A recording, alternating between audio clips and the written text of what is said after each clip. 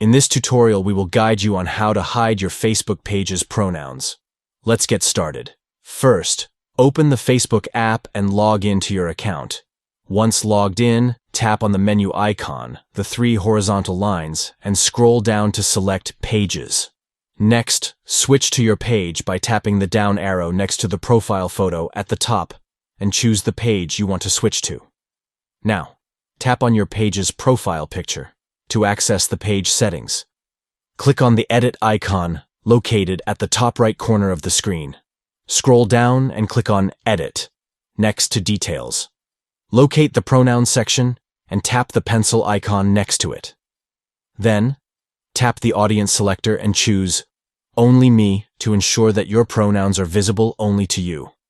Finally, save your changes by tapping Save. By following these steps, you have successfully hidden your Facebook page's pronouns. Thank you for watching and stay tuned for more helpful tutorials.